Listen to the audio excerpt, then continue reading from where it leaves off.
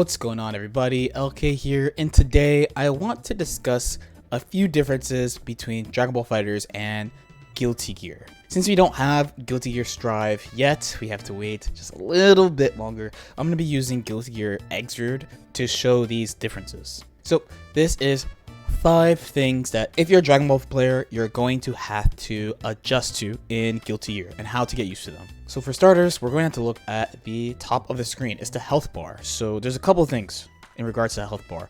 One, you can't really heal in this game like Dragon Ball. Dragon Ball has recoverable life, where Guilty Gear doesn't really. There's only a couple of specific examples where characters can recover their life. And on top of that, characters have different health values. In Dragon Ball FighterZ, Broly, also known as Z-Buddy, has the same life, so he's the biggest character, right? He has the same life total as small characters like Kid Buu or Gotenks. While in Guilty Gear, Milia and Chip are on the lower end of the life spectrum, and characters like Potemkin and Slayer are at the higher end of the life spectrum. Characters also have different defense modifiers near the end of their life bar. This is called Guts. So essentially, your health bar is kind of lying to you. There are times where the game shows you you're taking a ton of damage. As an example, we'll do a pretty simple combo on Soul here. So we have 140 damage here, but at the lower end of his life bar, if we do the exact same combo,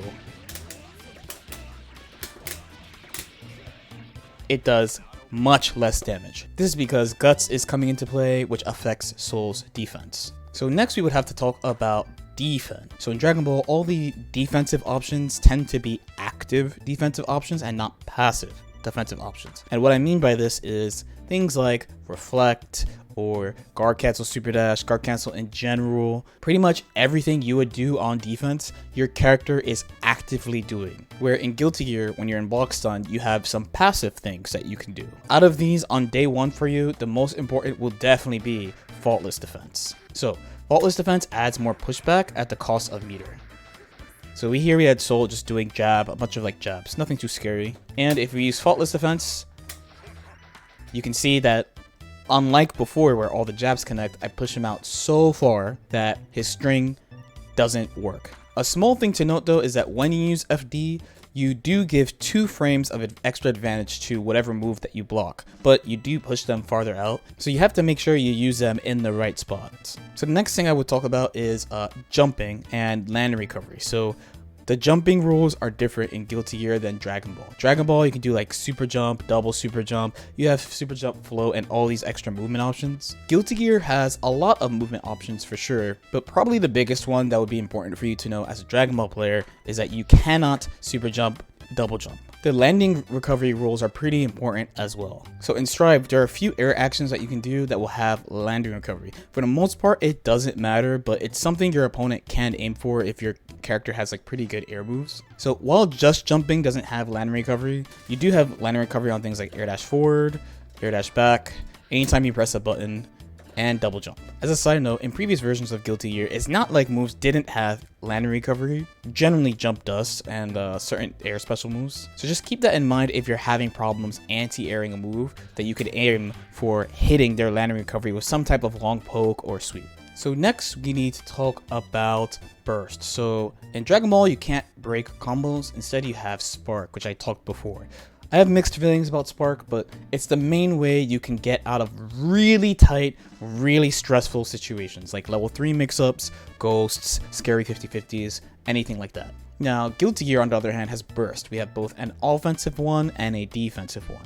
So the defensive one is when you're in block stun or hit stun. So for example, this wild throw combo, I don't have to take this combo if I don't feel like it. Please excuse me, Soul players, for doing a super basic combo. If I feel like it at any point, I could choose to burst out of this combo. Knowing when to burst is pretty important, but generally when the opponent is close to you and not doing a jump cancelable move is a pretty good spot. Now, offensive burst is what we call gold burst, and when you do it, you get a whole stick of butter. You get 100 meter. Meter is extremely important in Guilty Gear. In Dragon Ball, you tend to get mix-ups from spending 3 bars, a level 3 like base Vegeta's or Android 21's, or you need resources like an assist, or you need a command grab character like base Goku or Z Broly. In GG, having access to meter makes your character so much more threatening. Especially in Strive, you'll get access to all sorts of nonsense when you have a lot of meter.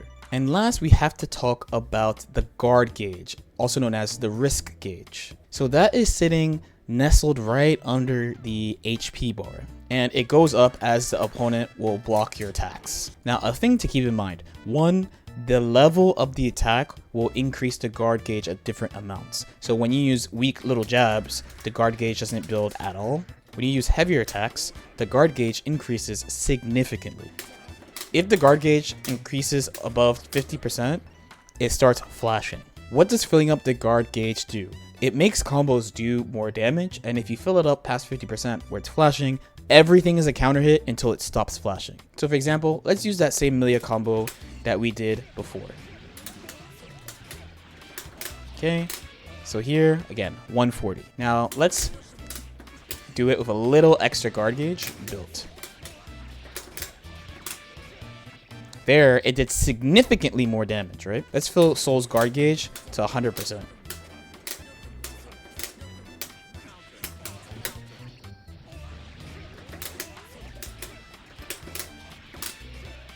See the difference? Significantly more damage. So how do you stop yourself from building guard gauge? If you use Faultless Defense, you will not build up guard gauge. So just keep that in mind. Okay, hopefully that stuff helped. I tried to pick things that are both important to Guilty Gear and Dragon Ball FighterZ, so hopefully this helped you out. As usual, if you guys have any questions or comments, feel free to leave them in the comment section below. Like and subscribe if you feel like it, and I'll see you guys next time. Peace out.